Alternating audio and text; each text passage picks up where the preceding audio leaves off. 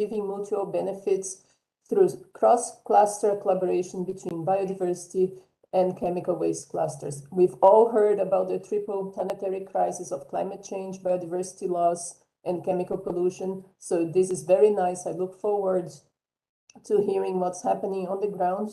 And without further ado, let me pass to Tita. By the way, this is organized by the Nordic Council of Ministers and its partners. Before passing on to Tita, let me just give you a very quick rundown of the housekeeping notes. You can test your speaker and microphone settings by opening the audio and video menu at the top left corner of your screen. You can see it on the screen, how it looks like. You can open the participants panel and the chat panel by clicking on the respective icon at the bottom right corner of your screen. And if you wish to take the floor when the moderator invites you to do so, you can raise your hand. Furthermore, you can unmute then yourself and mute yourself again and click the lower hand icon. Please do use the chat box if you have any questions or comments and send to everyone. And finally, if you need any technical assistance, please send your question or your request for assistance through the chat box by choosing host. Finally, also, let me remind you that this session will be recorded and broadcasted, and the presentation will be made available through the Minamata Convention website. So now, without further ado, let's turn to Tita, and I look forward to today's event. Thank you, and it's also with great pleasure for myself that I welcome you all to this side event on implementing SDGs and achieving mutual benefits through cross-culture cluster collaboration. And today we will be focusing on strengthening coordination and cooperation between biodiversity and chemicals and waste cluster, in particular on national level, reflecting on the recent work of the Nordic Council of Ministers on this theme. My name is Tita Korvenoja, and I'm heading the Environmental Governance and Convention branch in UNEP's Law Division, and I will be moderating this session. And I would now like to invite Ms. Tuulia Toikka from Finnish Ministry of the Environment, representing the Nordic Council of Ministers, to give us introductory opening remarks. Tuulia, the floor is yours. Thank you, Tita. And ladies and gentlemen, dear side event participants, it's my pleasure to welcome you on the behalf of Nordic Council of Ministers to this Minamata side event, which is organized together with UNEP. There's an urgent need to address the triple planetary crises: climate change, nature loss, and pollution in an integrated manner. This event aims to raise awareness on the need of and the ways to benefit from better collaboration between the biodiversity and chemicals and waste clusters. Especially the aim today is to share options for action to support coherent implementation of multilateral environmental conventions and SAICM. The common Nordic understanding is that the coherence and efficiency of implementing international environmental instruments is crucial to address emerging and existing environmental problems. Indeed, this has been our long-term Nordic priority. Therefore, the Nordic Council of Ministers carried out this project in close cooperation with UNEP to come up with possible new ideas and suggestions for advancing collaboration between the biodiversity and chemicals and waste clusters. This project was actually a continuation for a previous Nordic Council of Ministers project that we carried out a couple of years ago.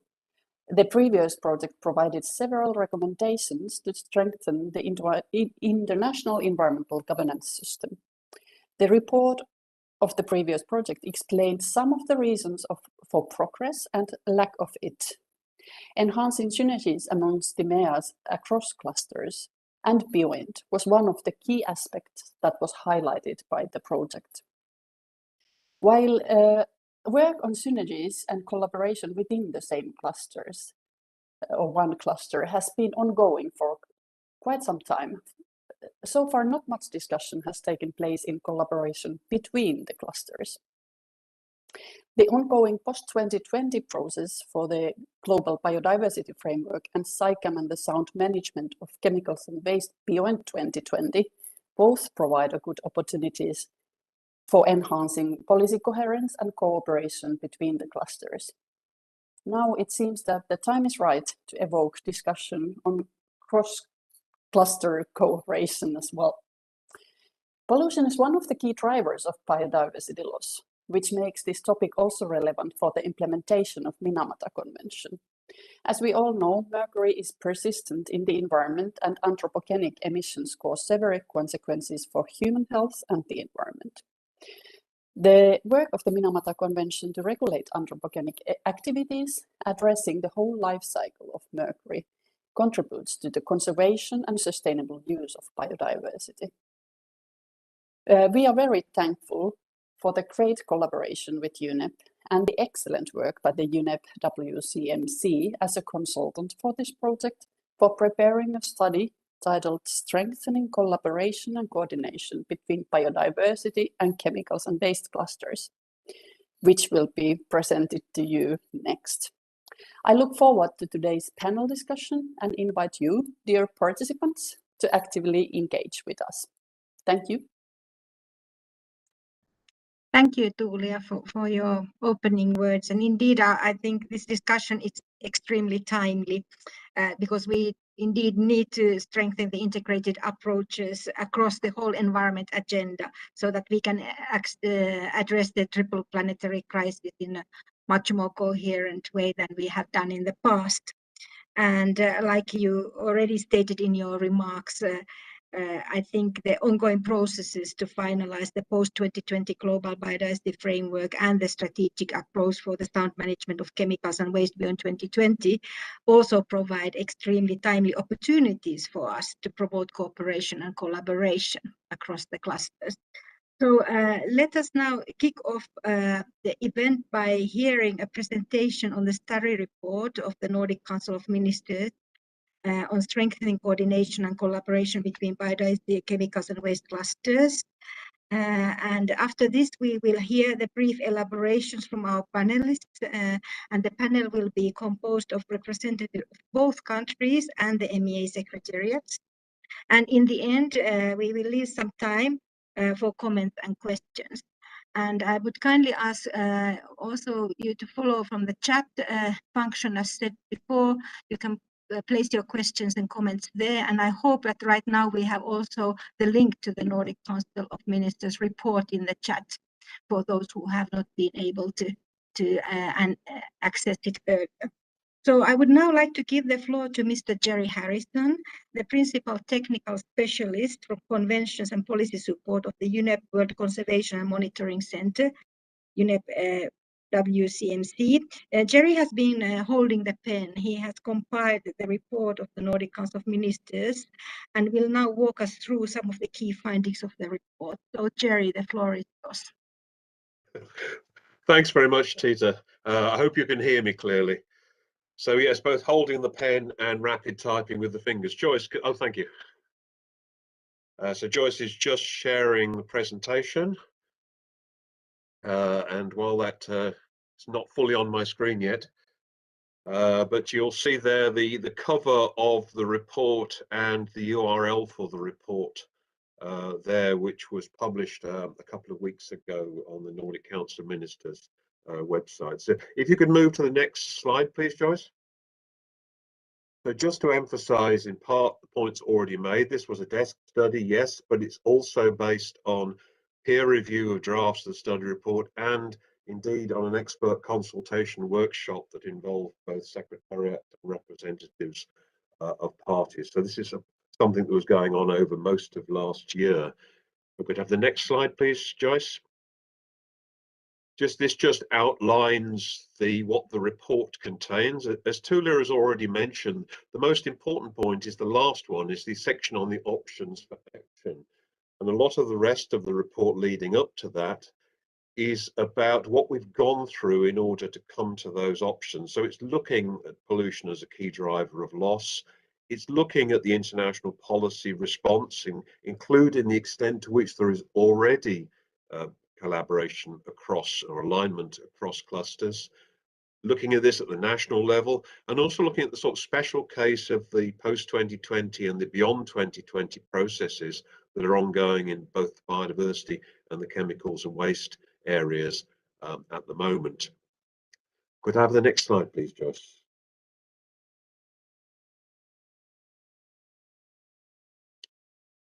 So just to recognize that there are a number of areas where there's already potential mutual interest, and it's something that we need to build on.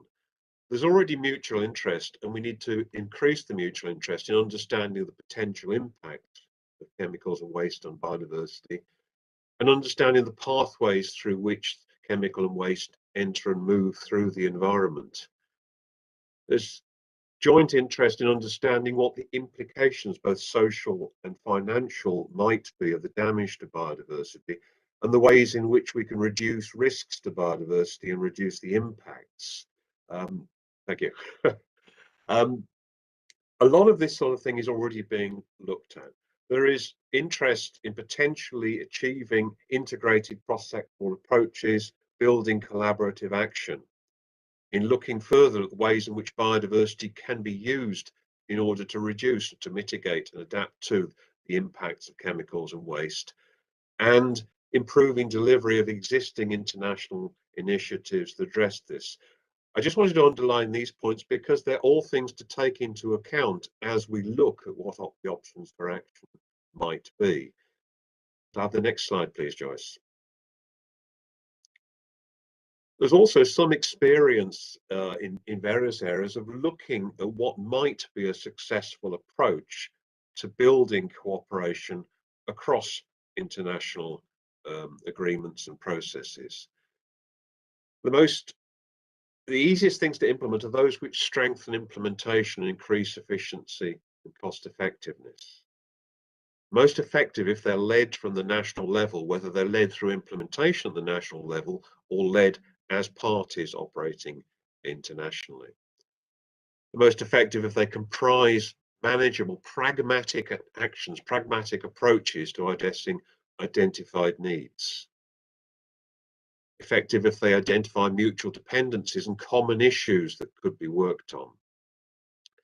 And also the necessity at the same time of thinking about respect for the autonomy of the different international instruments, each of which have their own objectives, mandates, and memberships.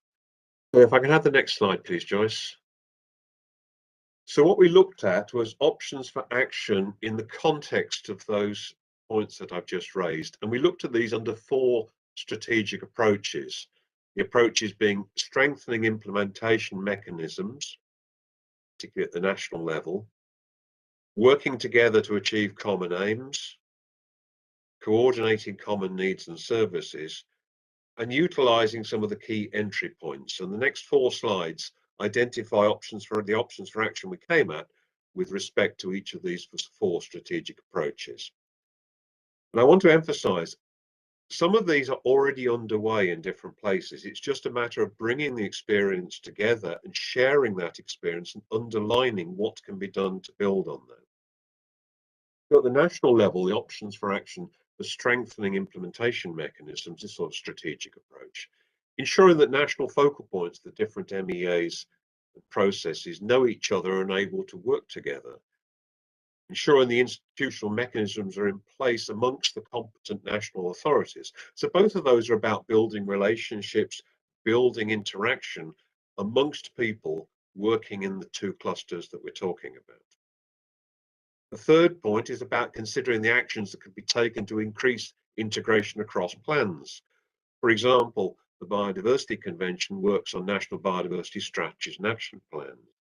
To what extent are they building links within each party to other processes at the national level that relate to them, for example, with respect to chemicals and waste.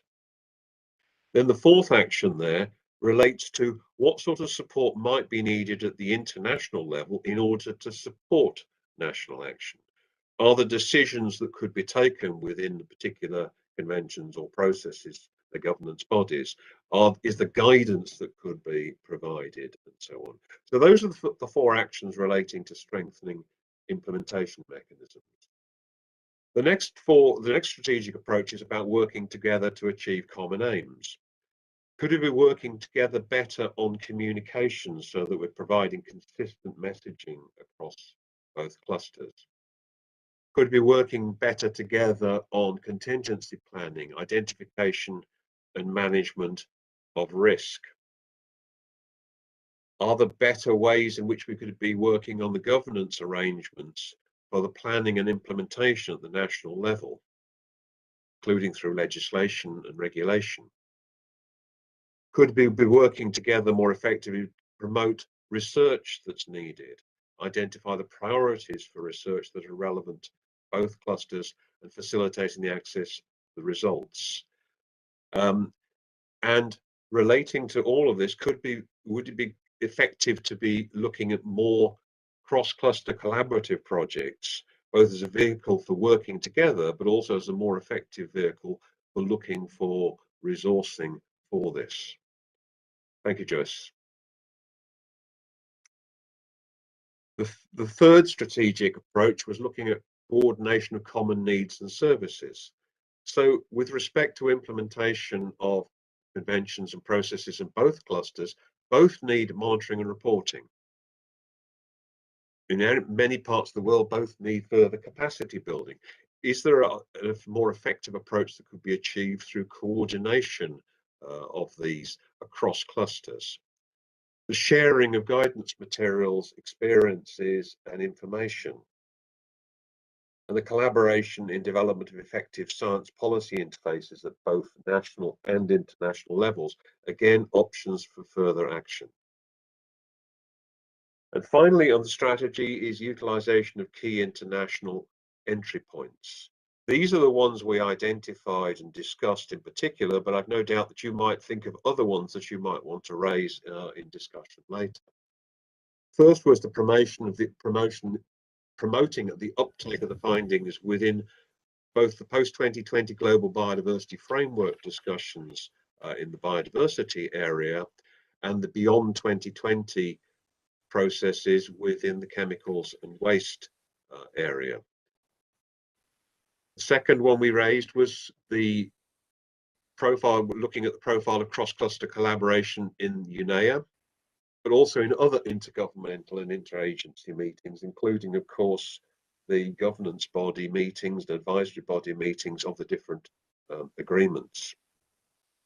Promoting regional cooperation as a basis for strengthened cooperation was the key area for many of the people who are joining our discussions, as was encouraging international finance institutions and programs to support actions that addressed multiple issues.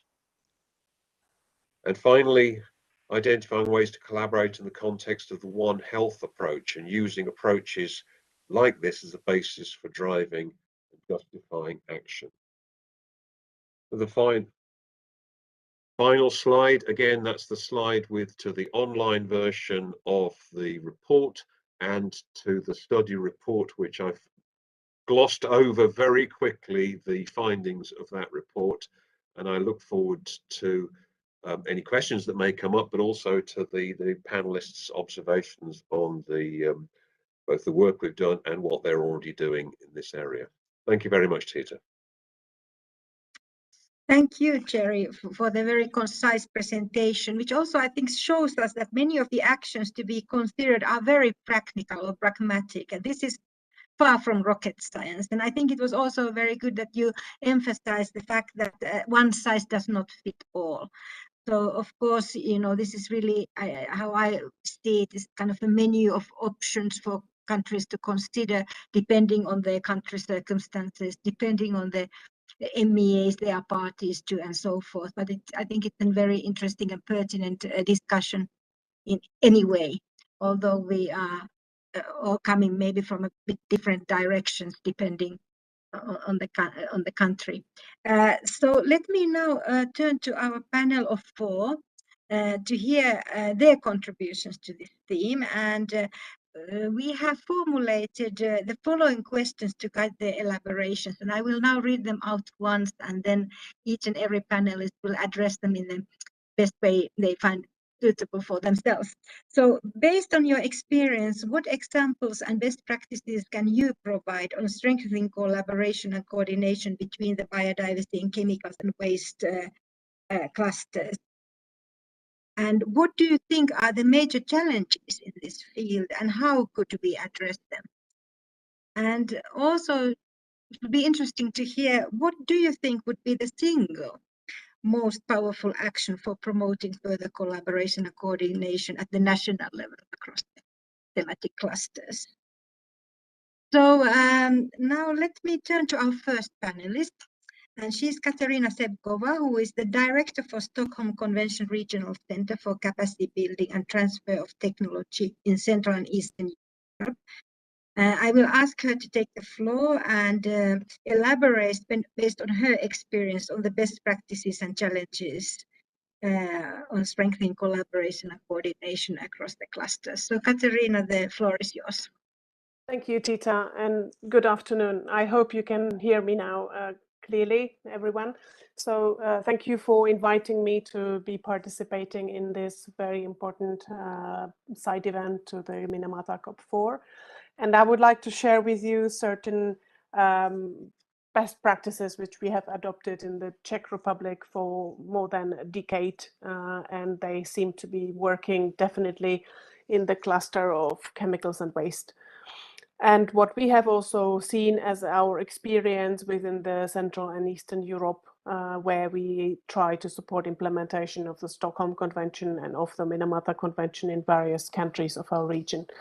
So within the Czech Republic, since 2005, we have established a mechanism which we call the Council of the National Center for Toxic Compounds, which is a permanent mechanism advising to the Minister of Environment, composed of 15 different sectors forming the national government. So we basically have, since the chemicals and waste cluster is a cross-cutting, it is horizontal. It goes from agriculture to education to industry to, of course, environment and health.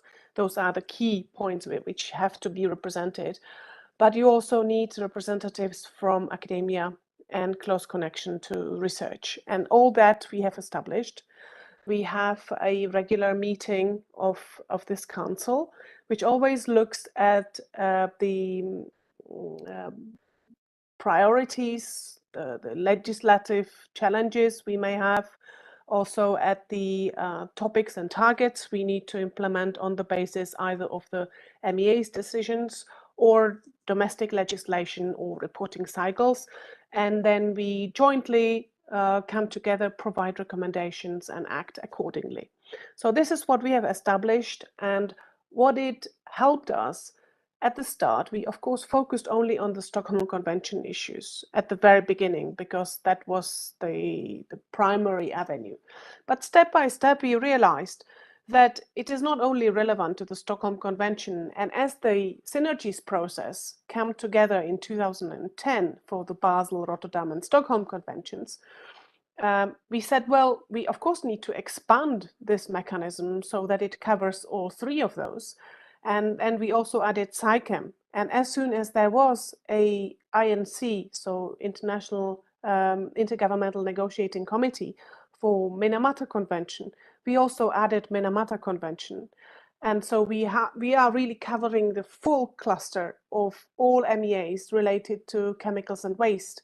And we are also working with the national focal points responsible for also the regional conventions, but we have also expanded on the mandate to involve also more strongly the health sector and also the customs and also enforcement. So we have to have all stakeholders that are involved in the cluster ready. So that's part for the chemicals and waste. But we realized more and more that we need also a more closer collaboration with the biodiversity cluster, and we are trying to set it up more closely, at least through the national environmental policy, which of course reflects on the SDG targets, on the UNEP decisions, but we are not there yet. But we see the clear need of having such a mechanism adopted, of allowing us for frequent meetings, as it was highlighted from the report, that we have to know each other, that we have to work on cross-cluster projects and activities together, in particular in relation to reporting, or for example on mitigation targets of phase out, for example the use of pesticides, or remediation or prioritization of remediation of certain sites. And back to our experience from the region, allow me 2 sentences of those. We have been involved in several capacity building projects related to monitoring of toxic chemicals in the environment and also their effects on human health.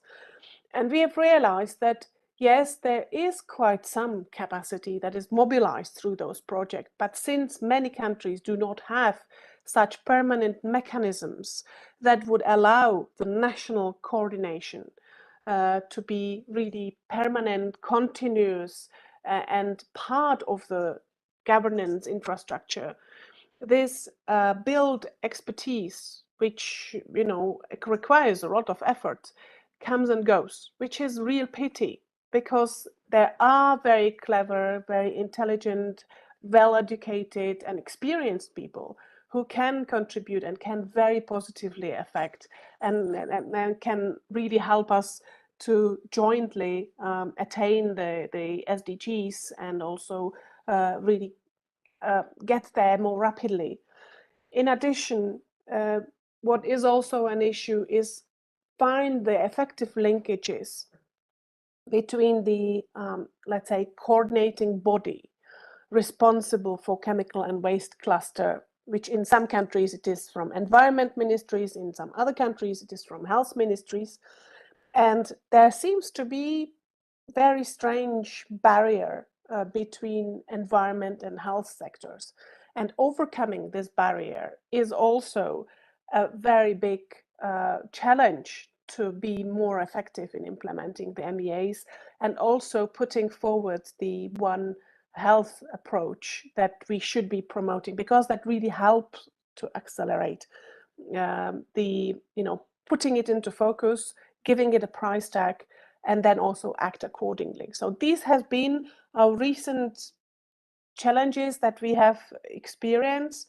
So the permanence of the mechanism, really collaboration across sectors at different ministries, but also having the enforcement, having the customs and involvement of academia, really strong collaboration with scientific members or those who can contribute with or anticipate emerging issues, is something that really helps the international and national implementation of MEAs.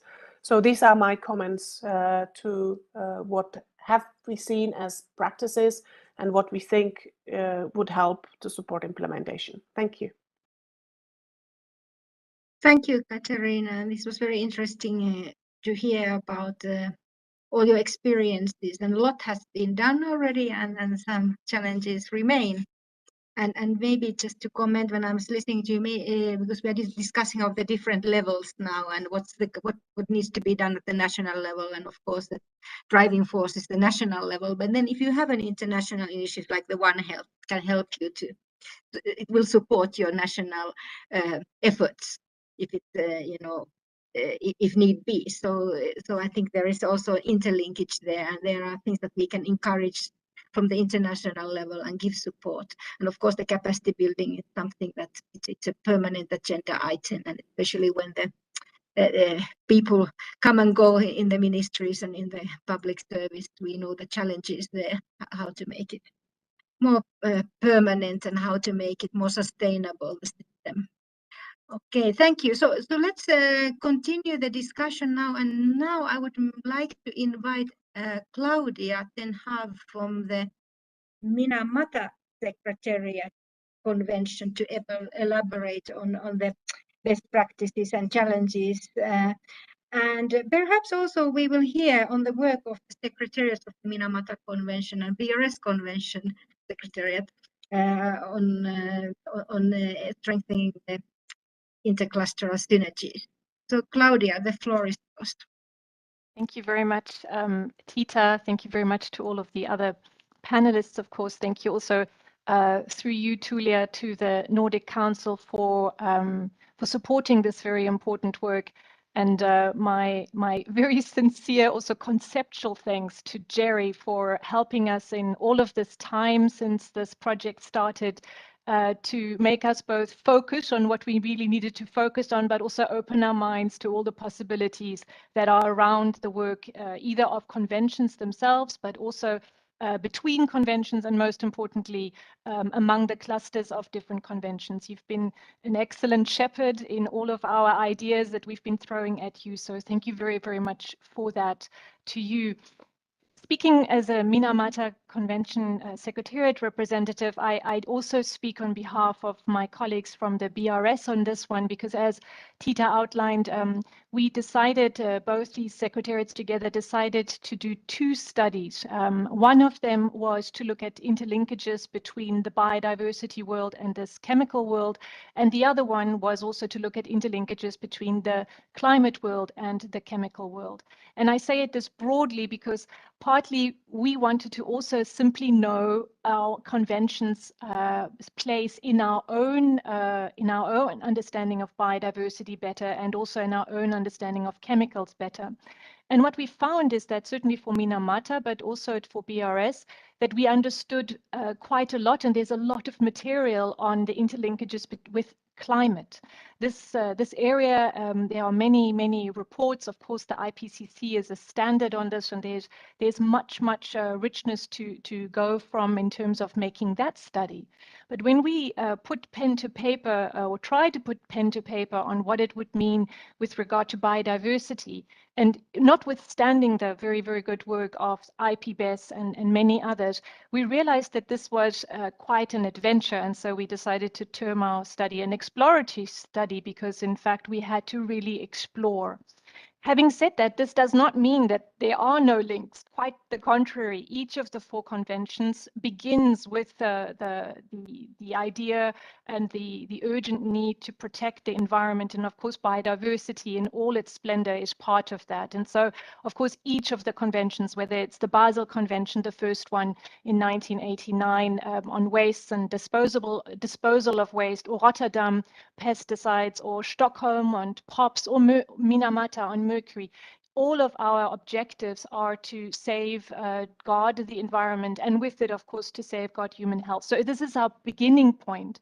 But what we found is that in a way, perhaps what happens over years as our conventions focus in on the work, and as they are structured this way, we become very specialized in our area, and we might not have all of the linkages so clearly in our sights anymore of the bigger context. But of course, we are all working on one planet, and it is all interlinked. So the impetus for our study, for our two studies, was the call by the executive director of UNEP to look at the triple planetary crisis that Manuela earlier outlined, of course. And it is also the work that is so exciting that is ongoing in the biodiversity world on the global framework goals. To speak specifically about major challenges, I think I've in a way precipitated it already with this introduction by saying one of the main problems or main challenges we realized is that we have evolved our very specific knowledge, and our parties have evolved it, and the implementers of the obligations have evolved what to do on POPs, what to do on mercury, and how to go about it, and have come up with many ways of doing so. And as Katka outlined, have also come about with ways of putting them together. But this is still rather few as opposed to a broad approach. In many areas, also just because it is so specialized, we have a lot of depth, but we might actually be profiting of a little bit more generality or interconnectedness. And this is sort of maybe the time now to take the view of the lens back and look at the bigger picture and allow even our specialists to step away from their specialization and start looking at where their specialization and their specific mandates actually help those in related ministries or in related areas, whether it's in academia or in other areas. So this was our first, I think this is one of the primary challenges that I think we see in many places. We see it in the secretariat level, we see it at the UNEP level, but we also have seen it reported through various of the consultations, including with governments and national focal points in national settings. And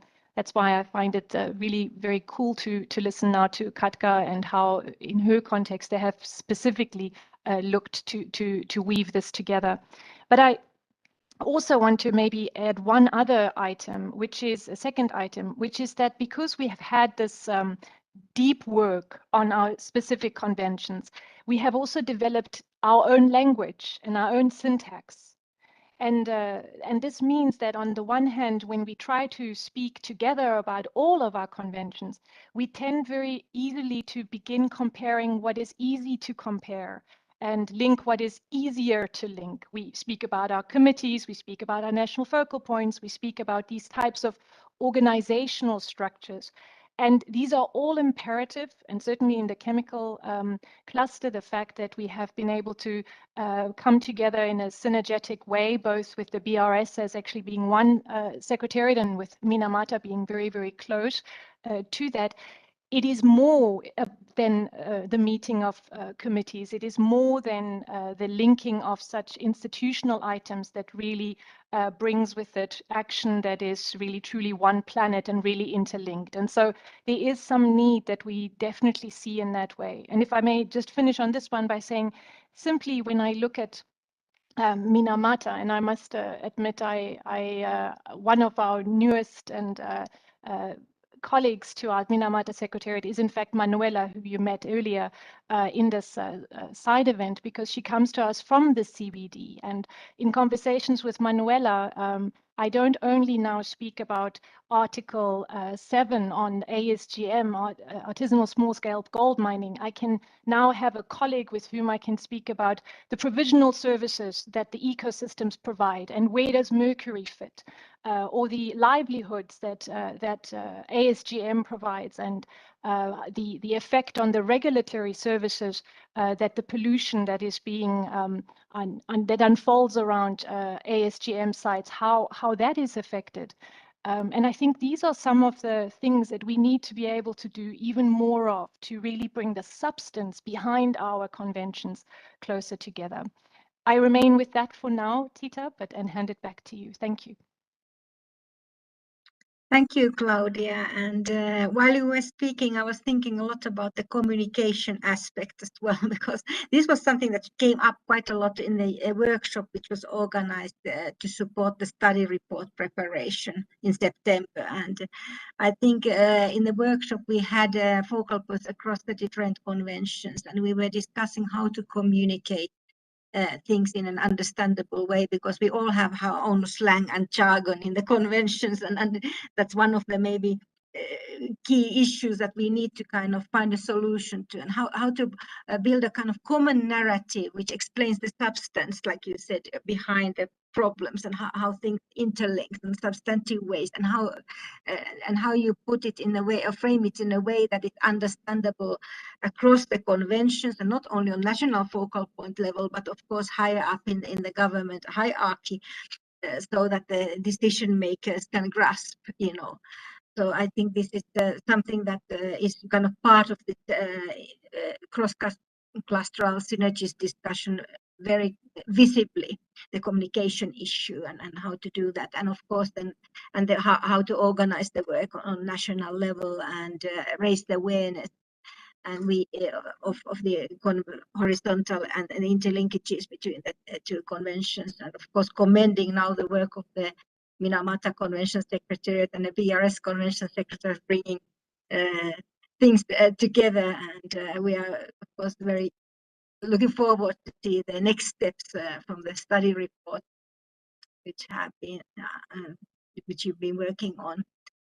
Okay, so thank you, and maybe we will now move on with our panelists, and the next panelist I would like to call to join the discussion is Neil Pratt from the Secretariat of the Convention on Biological Diversity. And Neil, it would be in particular interesting to hear how the forthcoming post-2020 global biodiversity framework could provide a unifying framework for us and an opportunity for coherent implementation of the MEAs across clusters. So Neil, the floor is yours. Thank you very much, Tita, for that introduction and that additional question. I'd like to start first of all by thanking colleagues at UNEP and Minamata Secretariat for organizing this event and for inviting CBD Secretariat to participate.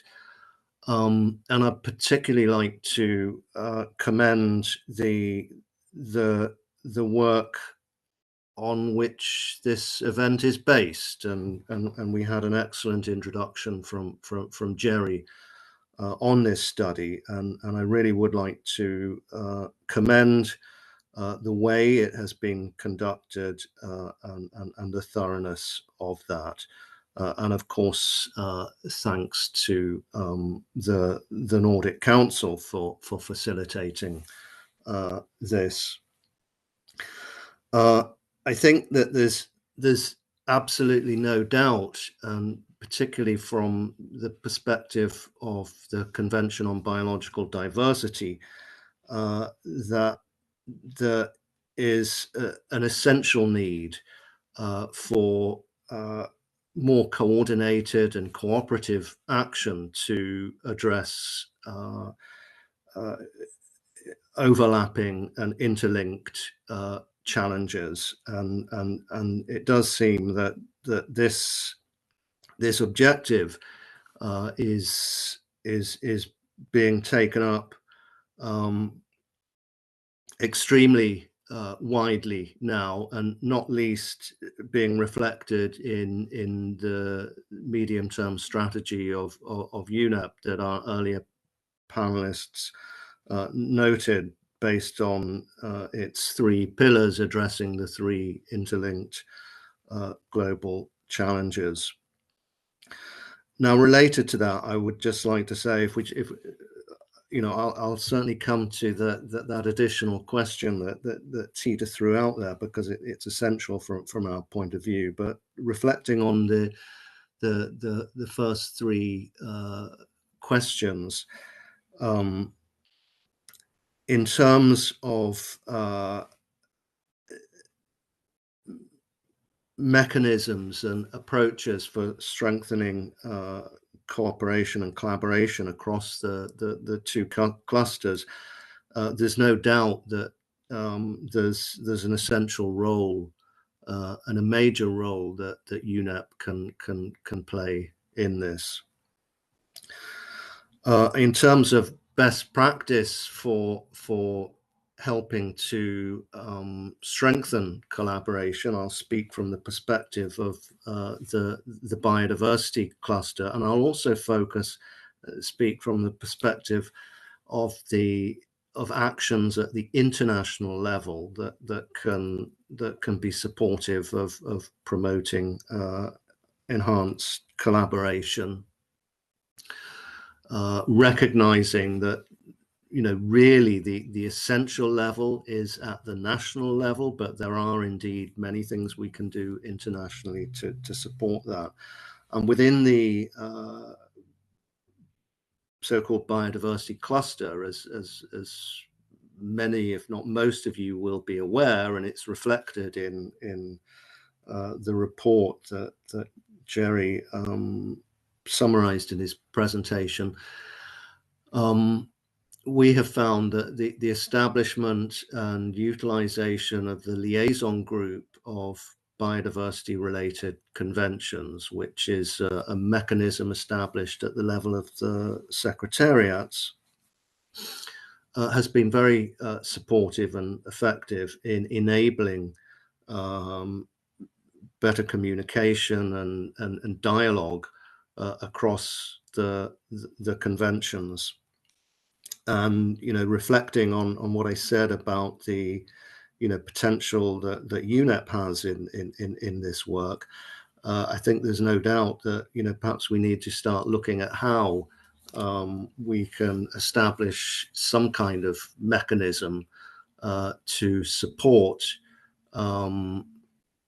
the relationship and dialogue across the secretariats of the chemicals and waste conventions and biodiversity-related conventions. And, you know, we certainly have a few ideas of how that could be supported. In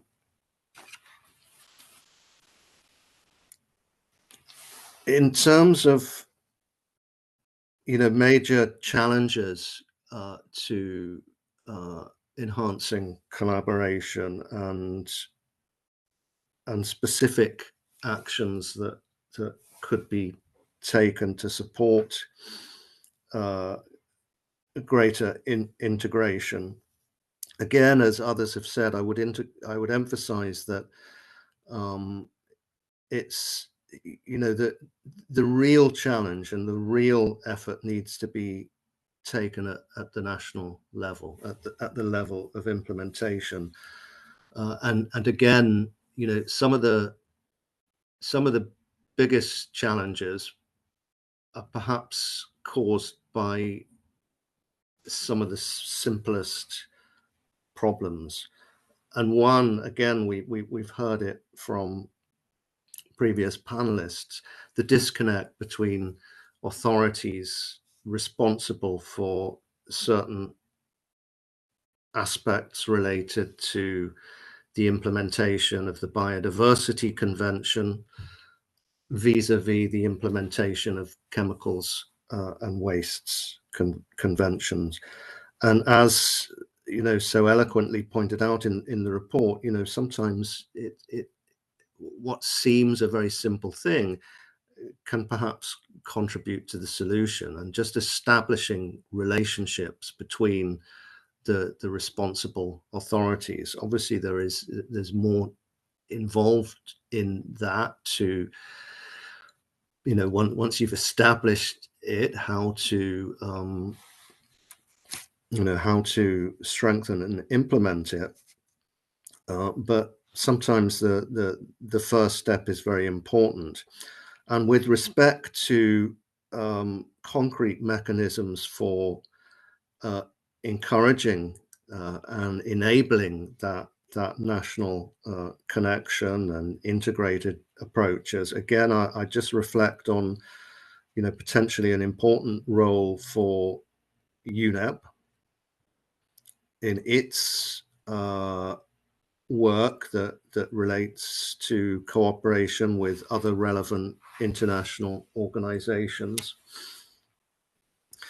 and just reflect on the opportunities that are perhaps provided through or with the support of one mechanism that some of the conventions have in common, and that is the Global Environment Facility, which is the institution that operates the financial mechanism of the Convention on Biological Diversity and its protocols, as well as the Stockholm Convention and the Minamata Convention.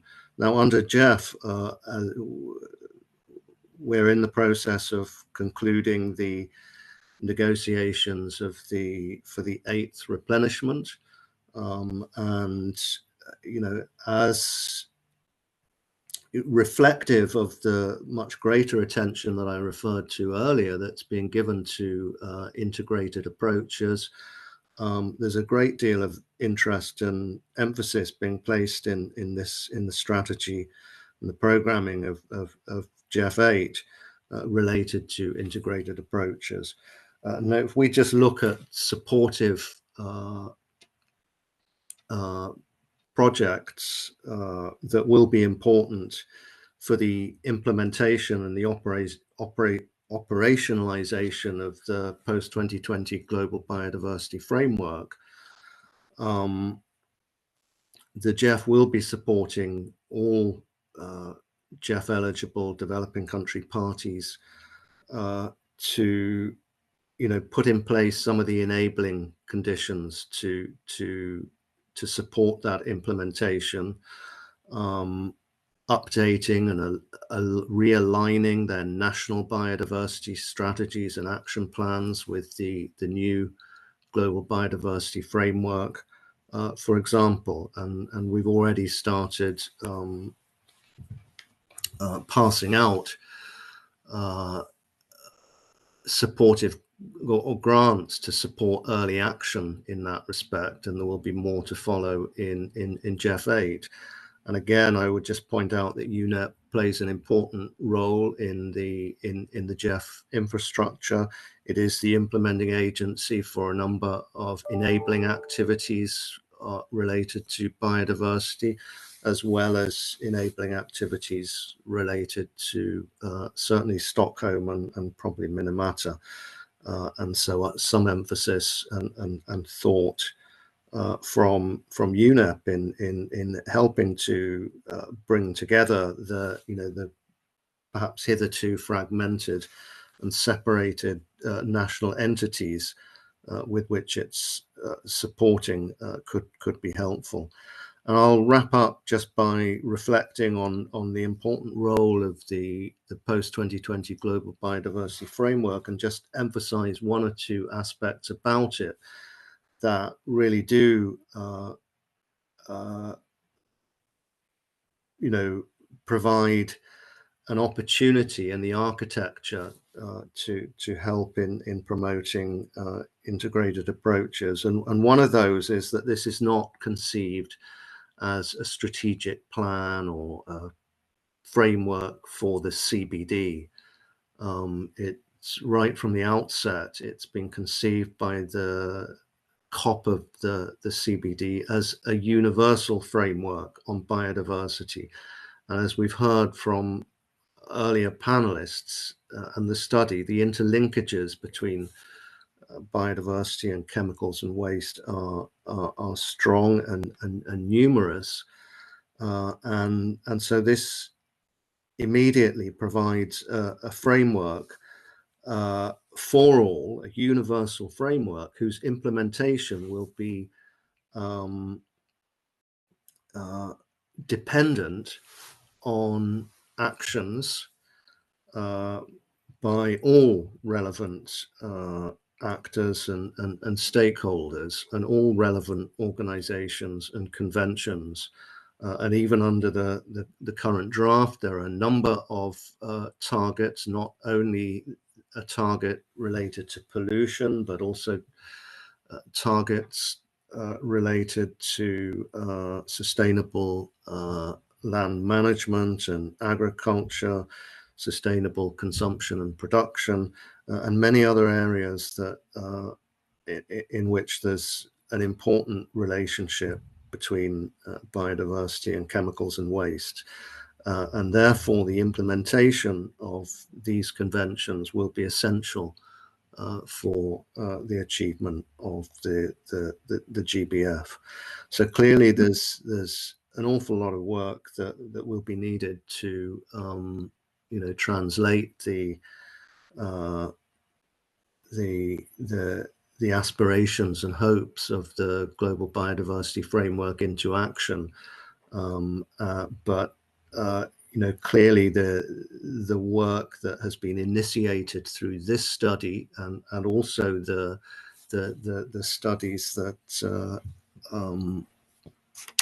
Minamata Convention that we heard from Claudia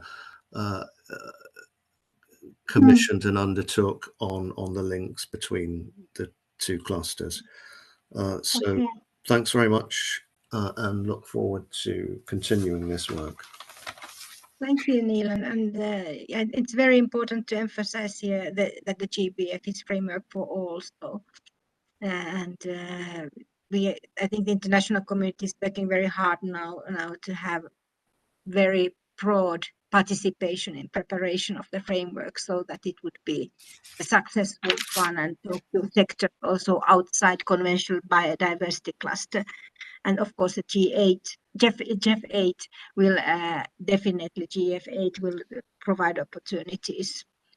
Now, what I will do is I will call for the last panelist. I think that we have soon the time is up, but we still have time to listen to Patrick Umuhoja from Rwanda. And I think there were some connection problems earlier on, but we have managed to tackle them. So I would like to now Patrick Umuhoja from the Rwanda Environment Management Authority to briefly elaborate on the experience on strengthening the MEA's implementation and cooperation across two clusters in their country. So Patrick, please, the floor is yours. I hope this works. Let's hope. Can you hear me? Yes, they can hear you. We can hear you. Okay, thank you.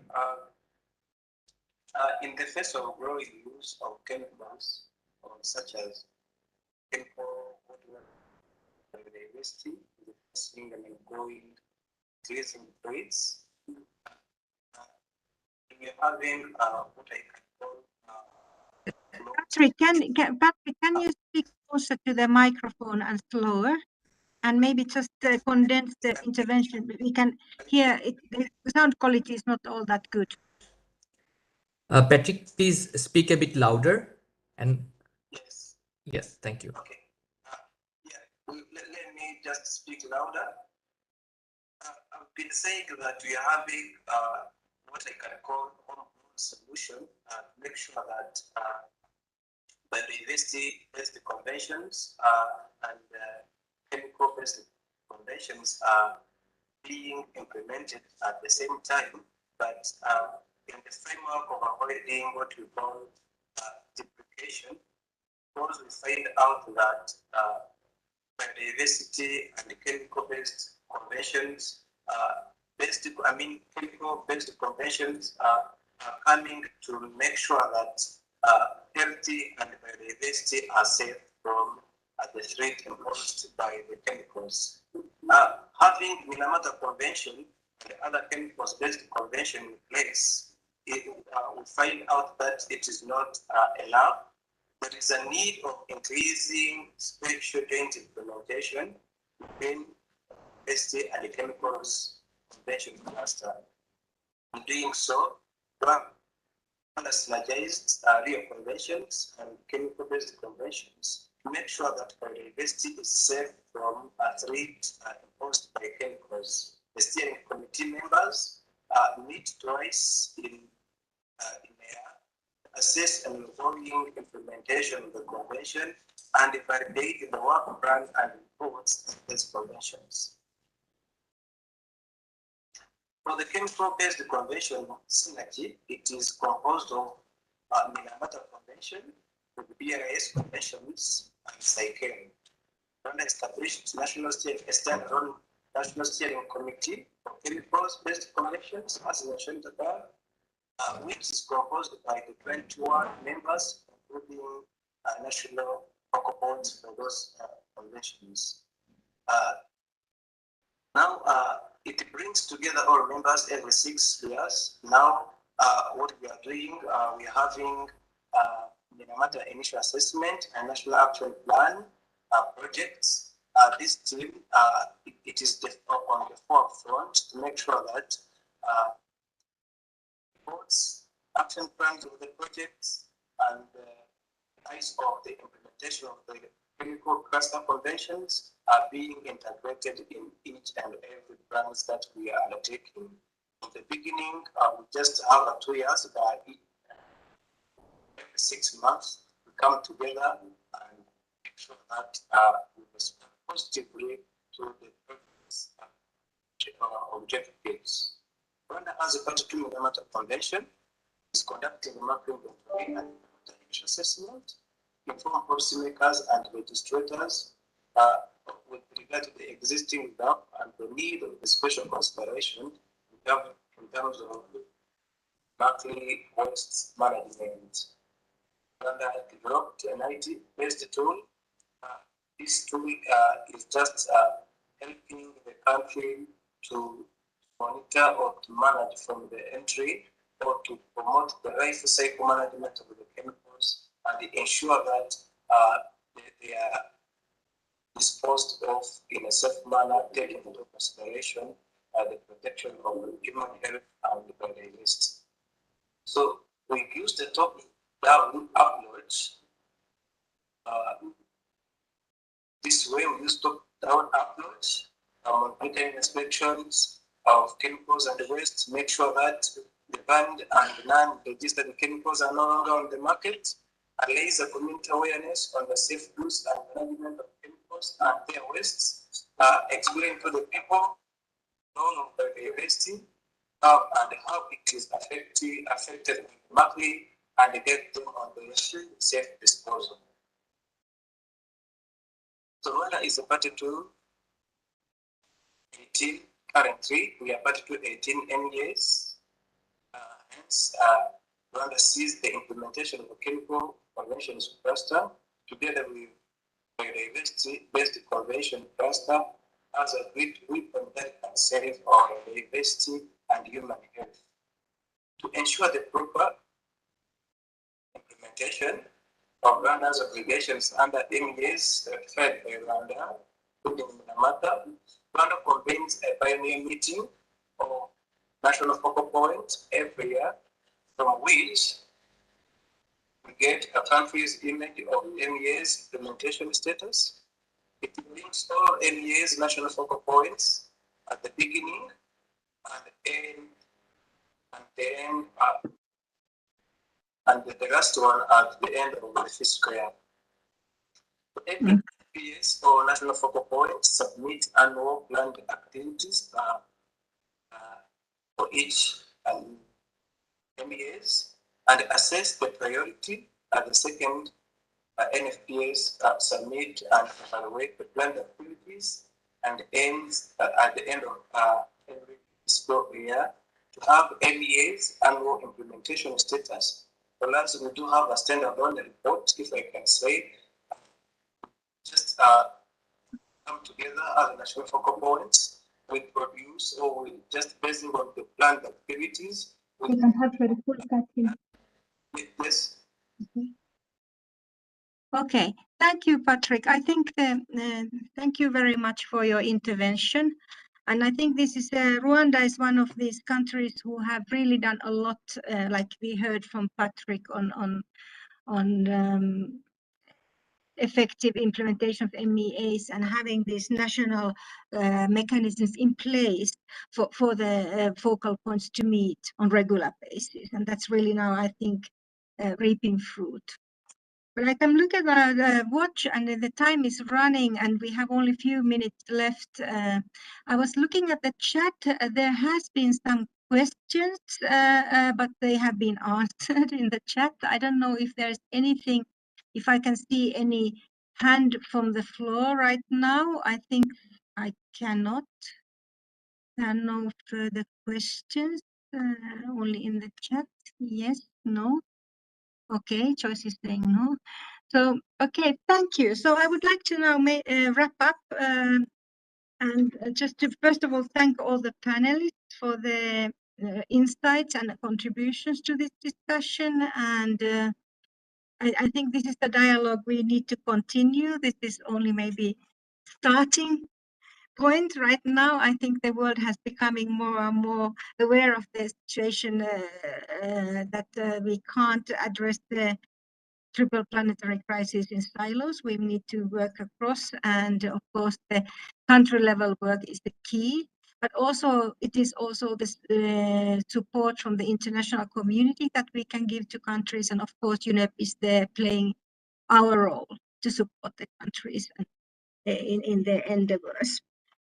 So maybe just to give the final word to Tuulia Toikka, back to the Nordic Council of Ministers representative to close the event. Tulia. Thanks, Tita. As we are already out of time, I just want to quickly say thank you for everyone for joining us today. And we really hope that the study report and the identified options for actions are useful in your further deliberations and in your work for the future.